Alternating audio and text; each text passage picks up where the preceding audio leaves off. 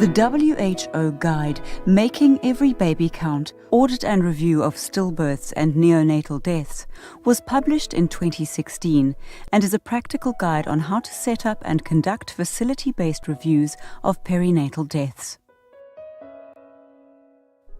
There is a need to strengthen counting perinatal deaths and the causes of deaths, but also understanding why they occurred and what can be done to prevent future similar deaths. Through this video, let us give you a short introduction. What are the aims of the Guide for Audit and Review of Stillbirths and Neonatal Deaths? First of all, it contributes to establishing a framework to assess the burden of stillbirths and neonatal deaths, causes of death and trends in number and causes of deaths. It will also help to generate information about modifiable factors and aspects of care that can be changed in order to prevent future perinatal deaths. Other important outcomes are making stillbirths and neonatal deaths visible to decision makers and provide a mechanism of accountability. What is a perinatal death? First, we have to start with the definition of stillbirth. There have been varying definitions over time and across settings. For international comparison, WHO uses the definition of a dead-born baby of 1,000 grams or more after 28 weeks, or a body length of 35 centimeters or more. In high-income settings, the viability of babies as early as 25 weeks is a fact, and therefore for national use, the definition of birth weight of 500 grams or more after 22 gestational weeks or greater, or a body length of 25 centimeters or more, is also used. The stillbirth rate is defined as the number of stillbirths per 1,000 total births. Stillbirths can be categorized according to when the deaths occurred. Antepartum stillbirths occur before the onset of labor, and intrapartum stillbirths occur during childbirth. It may yield information on when the deaths occurred, but not why. Intrapartum stillbirth rate can be used as a measure for quality of care. What is a neonatal death? A neonatal death is a live-born baby who dies within the first 28 days of life. Neonatal deaths can be divided into early and late neonatal deaths, where early neonatal deaths comprises the first 7 days of life and accounts for 75% of all deaths. Late neonatal deaths occur after the first week and up to 28 days of life. The neonatal mortality rate is defined as the number of neonatal deaths per 1,000 live births. Perinatal mortality includes deaths from stillbirths and early neonatal deaths. What is audit and review of stillbirths and neonatal deaths? In a multidisciplinary approach, it is a process of collectively reviewing all available information about a stillbirth or neonatal death to arrive at the cause of deaths, identify other non-medical factors which could have contributed to the death, and if addressed, may prevent deaths in the future. This should occur in a blame-free environment, assuring no punitive actions. The overall objective is to produce better data, increased awareness, and eventually a decrease in stillbirths and neonatal deaths. What are modifiable factors? A modifiable factor is something that may have prevented death if a different course of action had been taken. An example is having a bag and mask available for neonatal resuscitation, but a missed opportunity if no staff has received any training in how to conduct resuscitation with bag and mask. There can be more than one modifiable factor associated with each death. There are multiple methods for identifying modifiable factors such as root cause analysis, 3 delays approach, or the system-level approach. What is the relationship between mortality audit and the wider health system? Perinatal death review provides the opportunity to identify the actions that must be taken to prevent future perinatal deaths. Number of perinatal deaths alone cannot provide the clinical information necessary to understand how the deaths might have been prevented or may be prevented in the future. The identification of deaths will contribute to strengthening civil registration and vital statistics, or CRVS.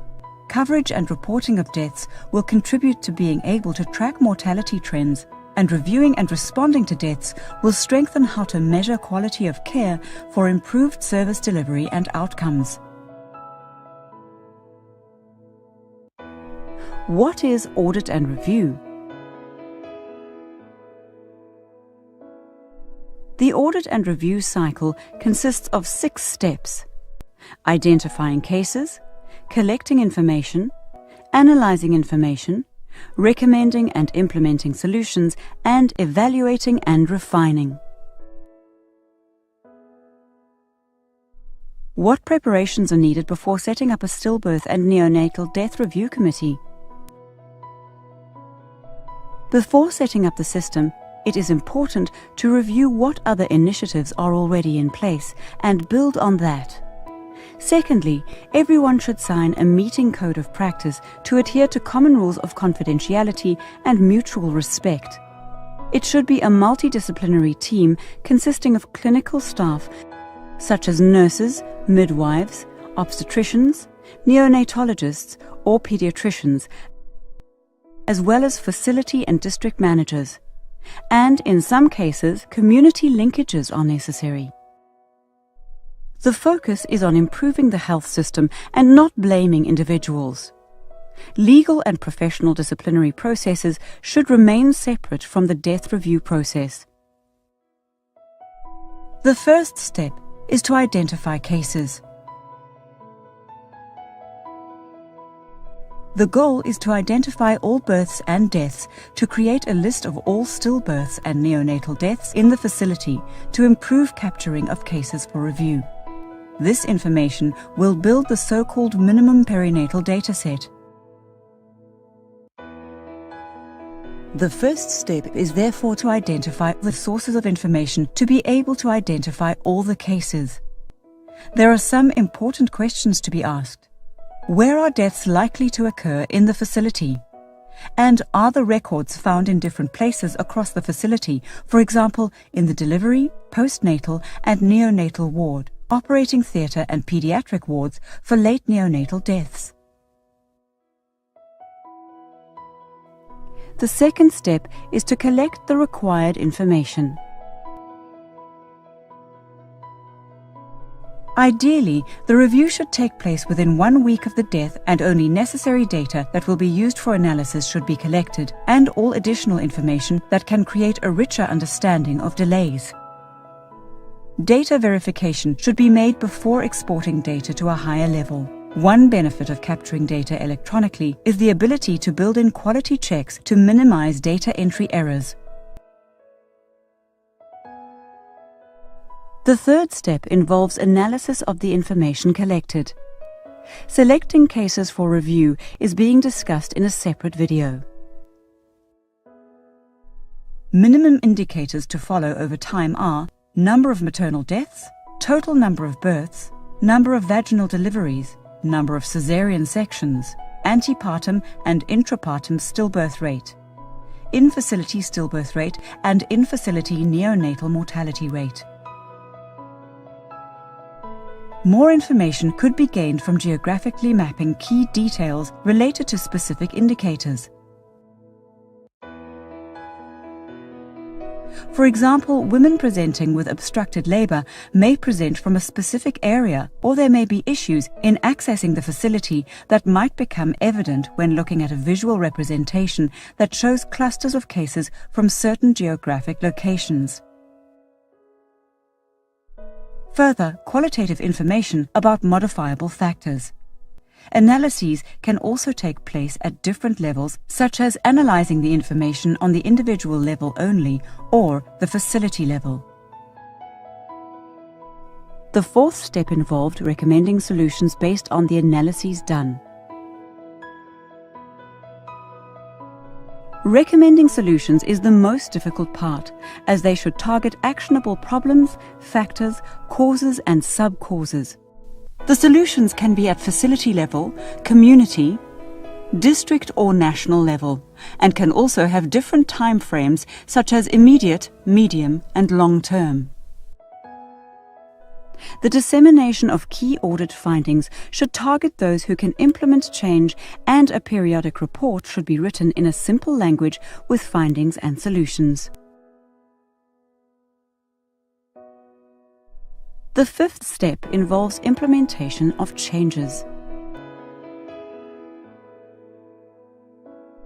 Implementing the changes is the whole purpose of the action cycle. Actions should be assigned to team members of the committee with clear time frames. Leadership is important to ensure that recommendations get implemented. The sixth step involves evaluating and refining of the changes. Periodic evaluation is important to understand how efficient the system is in identifying and reviewing the deaths, and also how effective is the system in institutionalizing beneficial practices. Therefore, it is important to document changes over time through an annual review meeting or report, helping to identify gaps or areas of success, and also the inequality of the information captured. For more information, please visit the WHO website.